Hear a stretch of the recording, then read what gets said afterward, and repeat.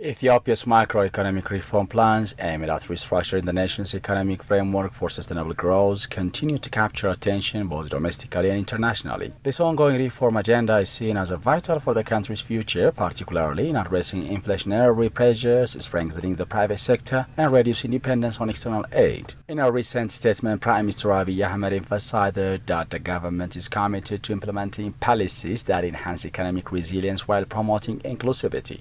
ወደ ዓለም ተቀላቀልን እንጂ እኛ ከዓለም አልወጣንም። 5-6 ከተዘጉ ሀገሮች ወጥተን ስራ እየሰሩና ወደሚያድጉ ሀገራት ስታግናንት ያልሆነ ኢኮኖሚ ወዳላቸው ሀገራት ነው የገባ ነው። We have just joined the world, not isolated from the world. We emerged with countries whose economies are not stagnant but active and progressing by exiting from 5 or 6 countries with closed economies. We have also signed the Africa Continental Free Trade Area. Africans are making preparations by signing the African Continental Free Trade Area to trade among each other. How are we supposed to engage with Kenya and Nigeria with our existing trade system if the agreement is decided to be fully implemented? It's not only Africa Continental Free Trade Area. We have been working for World Trade Organization accession in the last 10 years. The negotiations have still continued. All these efforts of the government to enter the international market require such types of bold decisions. If we don't do this, will not be advantageous. We have consulted and talked with hundreds of international experts about the issue. We have not just immersed into it abruptly. We have discussed with several world-known experts. We'll work according to the outlined foundations with unity and synergy without distorting principles, by giving, not being selfish, and aiming for us, not just for me. The Ethiopian economy will grow consistently for the 10 years as of next year. International financial institutions also have similar confidence on this as they are aware of our preparations.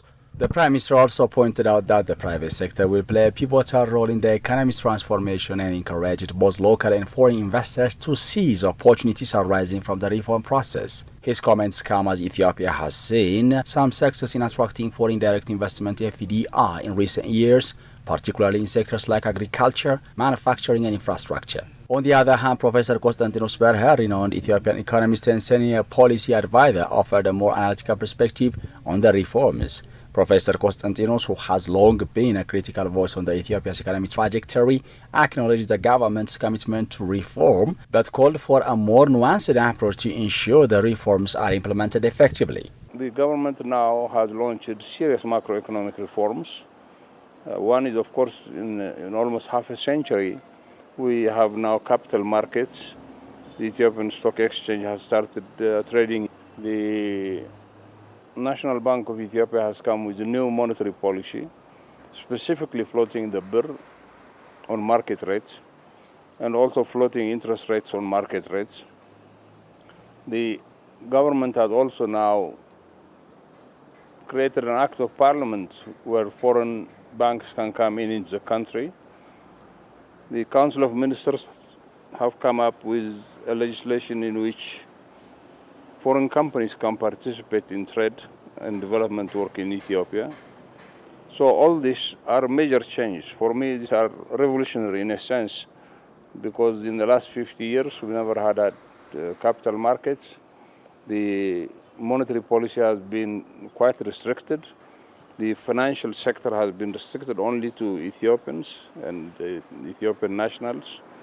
And therefore, these are ground-breaking changes that I see today in terms of policy change.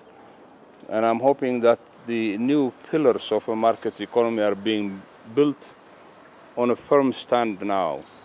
The capital markets, the entry of foreign banks into Ethiopia, the legislation coming up from the fiscal policy, and of course the monetary policy coming from the National Bank of Ethiopia.